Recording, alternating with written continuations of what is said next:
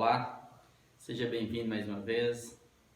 Eu quero te convidar nesse instante para que nós possamos, nesse instante, juntos mais uma vez, iniciarmos a leitura do capítulo 9 de João, dando sequência ao estudo da vida de Jesus pelos 4 evangelhos, procurando uma ordem cronológica mais perto do real. E eu te convido também a se esforçar em casa, com a família, com os amigos, para a gente conseguir ler a palavra nesses dias. O profeta Oséias dizia: o meu povo está morrendo por falta de conhecimento. E as pessoas estão sendo lesadas, enganadas, manipuladas e estão morrendo em si mesmas por falta de conhecimento de Deus. Então eu te convido a se esforçar nesse instante, para que nós busquemos a Deus e tenhamos conhecimento de Deus. Então aproveite esse momento de isolamento social para a gente aprofundar nos estudos. Então eu quero te convidar nesse instante para fazer isso comigo. Vamos orar? Deus, ilumine o nosso entendimento. Abra os olhos do nosso coração. Aguce nesse instante, Pai, os nossos ouvidos. Ilumine o nosso entendimento. E ensine-nos o Evangelho de Cristo Jesus. Abençoe cada lar que nesse instante está ouvindo a Tua palavra. Cada almazinha que está ouvindo o Teu Evangelho. Cura-nos enquanto estivermos lendo a palavra. Em nome de Jesus. Amém. Amém. Diz o texto assim, caminhando Jesus, viu um homem cego de nascença. Ou seja, nascera cego. E os seus discípulos perguntaram: Mestre, quem pecou? Este ou seus pais para que nascesse cego? Ou seja, nessa época de Jesus e bem antes de Jesus, eles tratavam essas anomalias como uma questão moral. Como se o cara fosse um amaldiçoado. Uma pessoa sem Deus, cheia de pecado. Ou seja, ele está cego. É por conta dos pecados dele ou dos pais dele? Ele é leproso. Em função de quê? Por causa dos pecados? A mulher estéril, ela é amaldiçoada? Qual o pecado que ela guarda? Então era assim que eles tratavam e a questão chega até Jesus. E diz o verso 3, Jesus, porém, respondeu: nem ele pecou, nem seus pais, mas foi para que se manifeste nele as obras de Deus. É necessário que façamos as obras daquele que me enviou enquanto é dia. A noite vem, quando ninguém pode trabalhar. Enquanto estou no mundo, sou a luz do mundo. Ou seja, Jesus não faz um estudo do caso. Jesus não trata e não faz uma teologia em cima da cegueira, em cima do problema em si. Jesus trata com uma particularidade que tem que ser tratada. O rapaz era cego para um propósito, para aquele momento. E Deus seria glorificado naquele momento. Jesus simplesmente diz isso. Ele está assim porque tem um propósito. E nele vai se manifestar a glória de Deus. E Jesus fala assim: eu sou a luz do mundo. Então, enquanto eu estou no mundo, eu sou a luz do mundo. E nesse caso, Jesus não está dizendo aqui de nada espiritual neste momento. Enquanto é dia, eu tenho que trabalhar. Porque a noite vem quando não dá para trabalhar.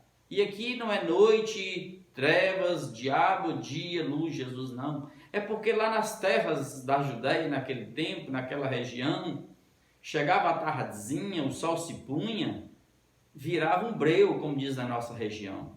Era escuridão total. Então, o tempo de trabalhar enquanto tinha luz do dia mesmo. E Jesus estava ali como luz do mundo para iluminar os que estavam nas trevas também. Ok. Diz mais o texto, verso 6. Dito isto, cuspiu na terra e, tendo feito lodo com a saliva, aplicou aos olhos do cego, dizendo-lhe: vai, lava-te no tanque de Siloé, que quer dizer enviado. Ele foi, lavou-se e voltou vendo, enxergando. Aqui aconteceu o milagre.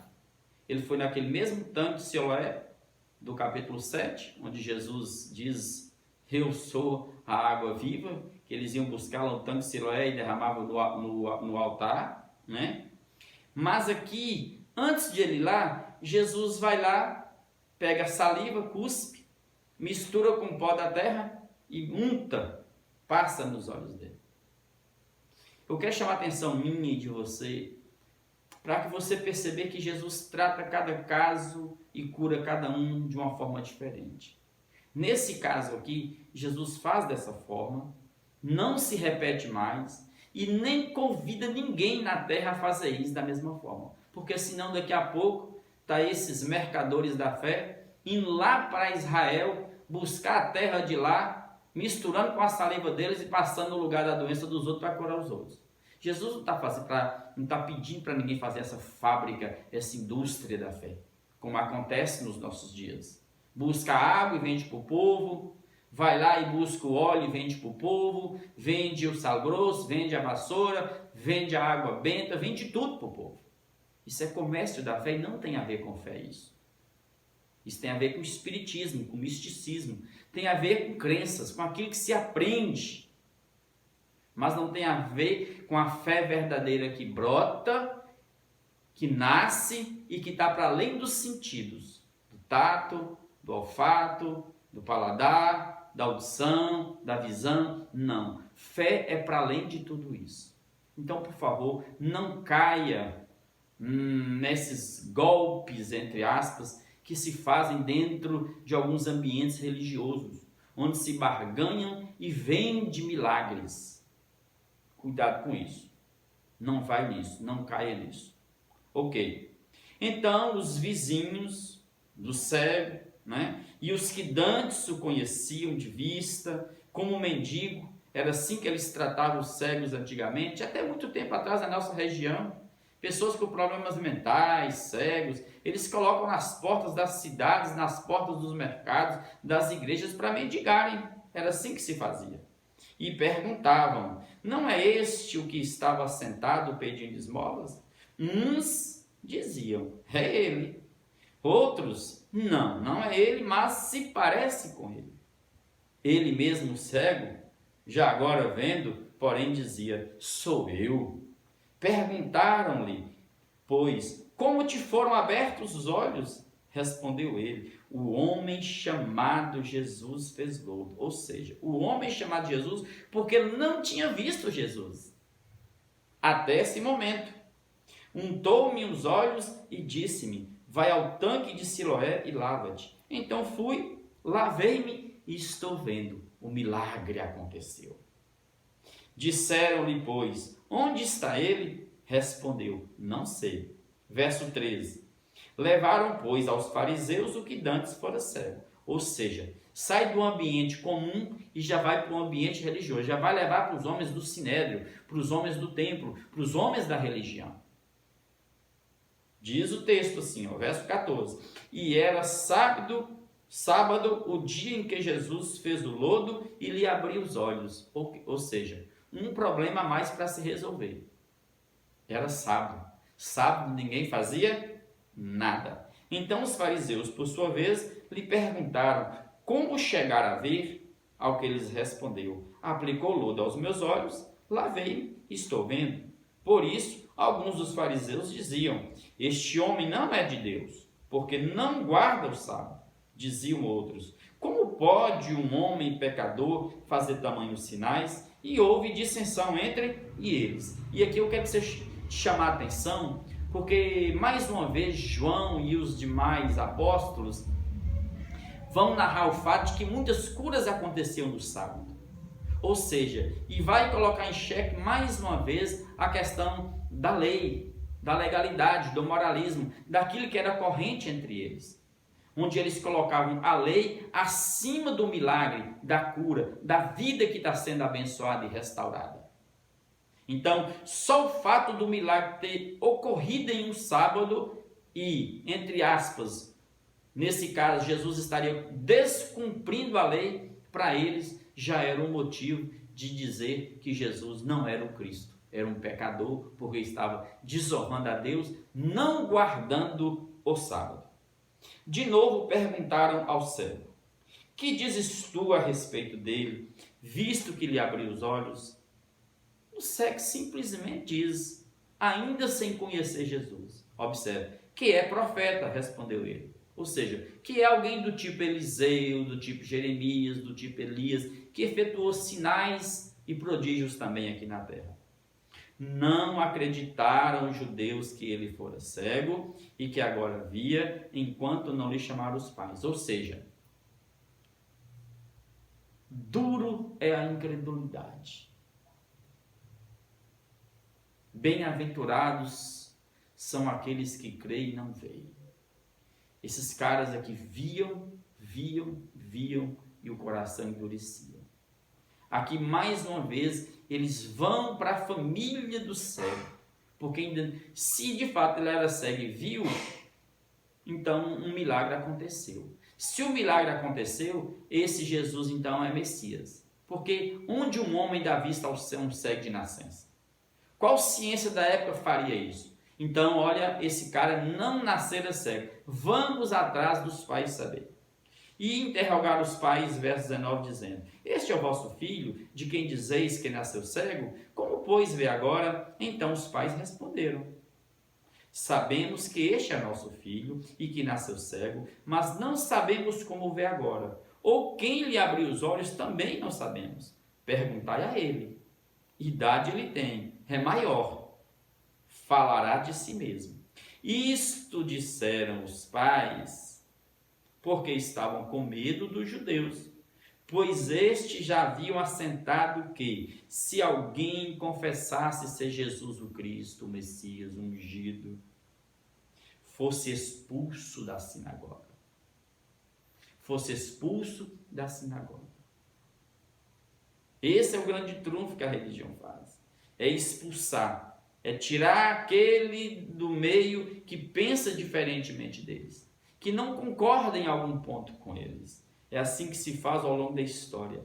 As religiões sempre foram marginalizando pessoas, principalmente aqueles irmãozinhos e irmãzinhas que, entre aspas, cometeram alguns tipos de pecados. Foram largados, jogados para fora. Por isso é que os pais disseram, ele idade tem, interrogai. Então, chamaram pela segunda vez o homem que fora cego e lhe disseram: rapaz, dá glória a Deus. Nós sabemos que este homem que te curou é pecador. Então o cego, na sua simplicidade, alguém que nascera cego, começa a dar uma lição de vida, de sabedoria, de entendimento para aqueles caras. É como a mula de Balaão. Foi preciso uma mula falar para refrear a insensatez daquele profeta, que confundia assuntos materiais com assuntos espirituais em benefício próprio.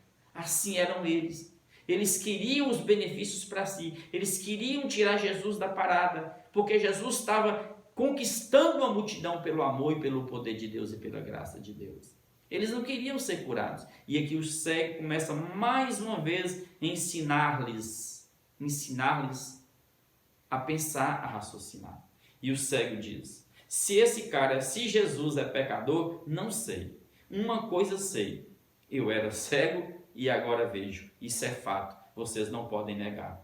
Perguntaram-lhe, pois, que te fez ele? Como te abriu os olhos? Ele lhes respondeu: já vos disse, não atendestes. Por que quereis ouvir outra vez? Porventura vocês querem ouvir outra vez, é porque vocês querem se tornar discípulos de Jesus? Aí a pergunta vai mais dura e os ofende.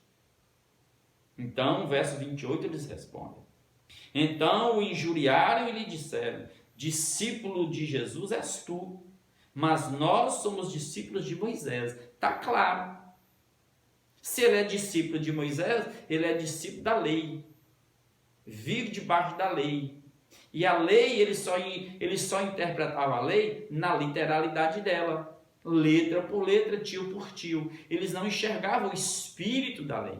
Eles não conseguiam ir nas entranhas da lei e perceber que jamais apareceria na terra um outro que faria aquilo que Jesus fez. e eles teriam que concluir, fazendo a história direitinho, voltando no tempo, pesquisando tudo. Eles tinham que crer que Jesus é o Cristo. Principalmente se lesse mais para frente Isaías 53 e se lesse as profecias de Miqueias, de Isaías, a respeito do Messias. Saberia que Jesus era o Messias. Então diz o texto: sabemos que Deus falou a Moisés, mas este nem sabemos de onde ele é. Aí é que está a ignorância. Respondeu-lhes o homem: nisto é de estranhar que vós não saibais de onde ele é. Vocês não conhecem nada dele, e contudo me abriu os olhos. Ou seja, vocês são incoerentes demais. Como é que um homem na terra abre os olhos de outro, dá visão a alguém que nasceu cego, e vocês não pesquisam, não vão inquirir, não vão ver as fontes, não vão reinterpretar agora com uma outra visão? Deus, porventura, virá um Cristo diferente deste? Aí o cego começa ensinando os intérpretes da lei, os doutores da lei. Sabemos que Deus não atende a pecadores. O cego está dizendo. Mas, pelo contrário, se alguém teme a Deus e pratica a sua vontade, a este Deus atende. Desde que há mundo, jamais se ouviu que alguém tenha aberto os olhos a um cego de nascença. Se este homem não fosse de Deus, nada poderia ter feito. Mas eles retrucaram ao cego. Verso 34.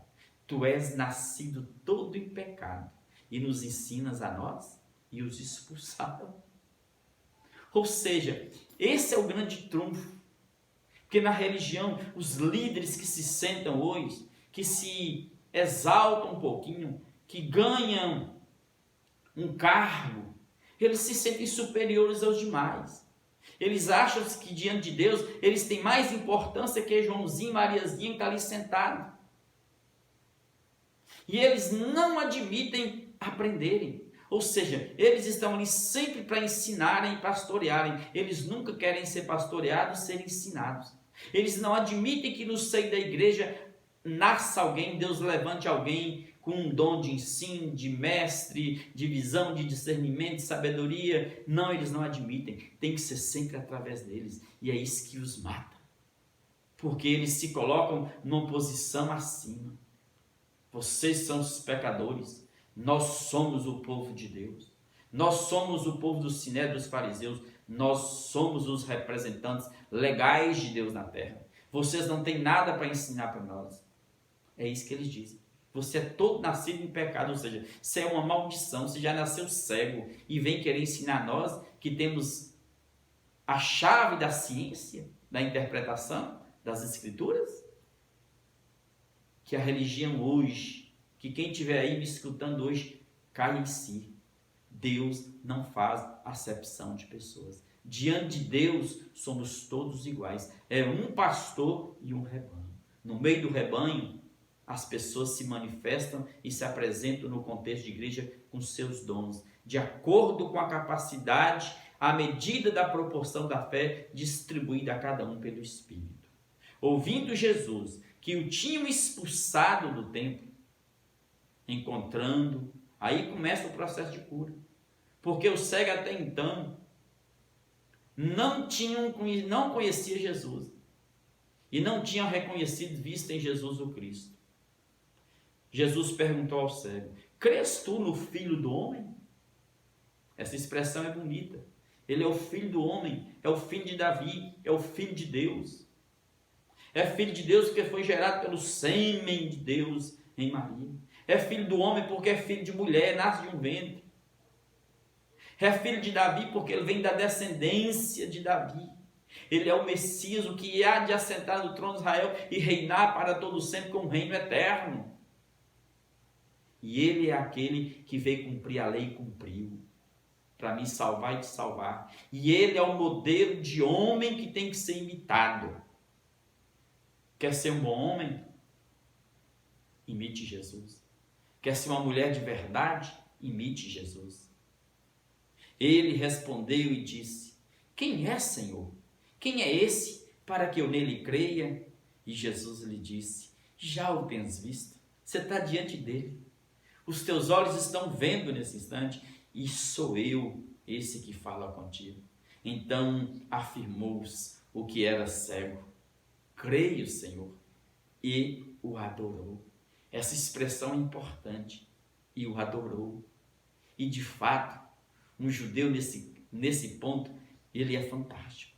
Ele não se curva diante de outro se não reconhecer nele Deus. Somente a Deus adorarás e só a Ele darás culto. Então, se ele adora Jesus, se ele se prostra diante de Jesus, é porque no coração dele ele reconheceu Jesus como Deus. Então afirmou ele: creio, Senhor, e o adorou. Prosseguiu Jesus: eu vim a este mundo para juízo. Sim, daqui para frente, os que creem e os que não creem, os que vivem em luz, os que vivem em trevas, os que andam em graça, em amor, em bondade, os que andam em ódio, em mentiras. O mundo está assim. Não dá para ficar num muro em pé. Não dá nesse momento para ser simplesmente politicamente correto. Quem é de Deus é de Deus. Quem não é de Deus não é de Deus. A fim de que os que não veem agora passem o quê? A ver, sejam curados, sejam perdoados. E os que veem, ou seja, os que pensam que são santos, que são puros, que são de fato as pessoas intocáveis da terra, esses que se acham sãos, sadios, se tornem cada vez mais cegos. Porque se eu não admito a oportunidade do aprendizado, de estar errado e de melhorar, eu só vou piorando, me tornando doente. Alguns dentre os fariseus que escutavam toda aquela conversa, ali por perto, perguntaram no verso 40: acaso também nós somos cegos? Aí deu para Jesus a oportunidade de mais uma vez pregar para eles e anunciar a salvação para eles. É assim que Jesus responde. Verso 41. Se vocês fossem cegos, humildes, simples, sim, se vocês fossem cegos, no sentido da humildade, de reconhecer seus pecados, de chorar pelos seus pecados, de lamentar pelos seus erros, pecado vocês não teriam, já estariam perdoados. Mas porque agora vocês dizem: nós vemos, nós somos os melhores, nós somos os intérpretes, nós é que abrimos os céus para o povo, nós é que temos a chave do céu, a chave do conhecimento, nós é que somos os perfeitos, nós é que somos os reis da morais, da conduta, da performance.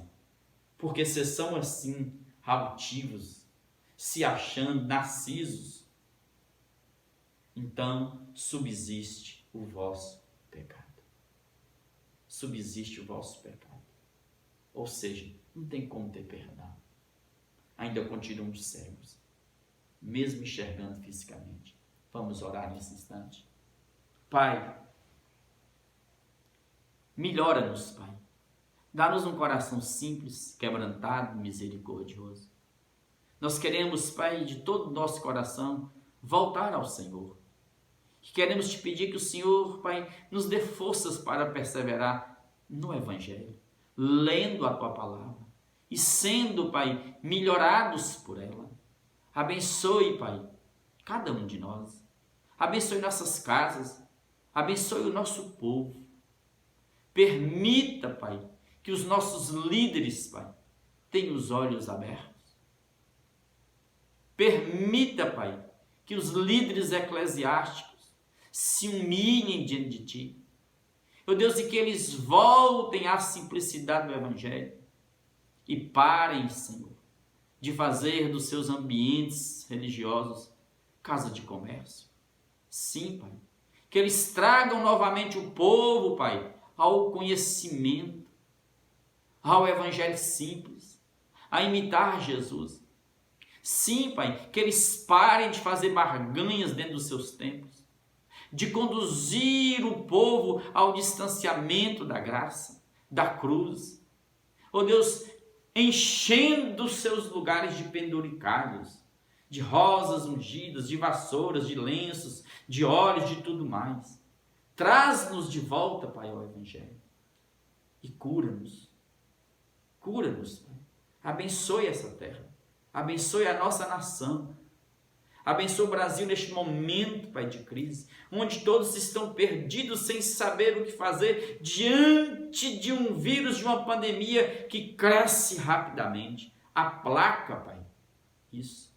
Perdoa os pecados dos nossos líderes e abençoe também as nações que estão gemendo. Mais uma vez nós te pedimos, tira do nosso coração o medo e o pânico e ajuda-nos a entendermos que em Ti, Pai, nós estamos guardados, guardados pelo sangue do Cordeiro, protegidos por Jesus, no poder do Teu Espírito. Em nome de Jesus é que nós oramos. Amém, amém, amém.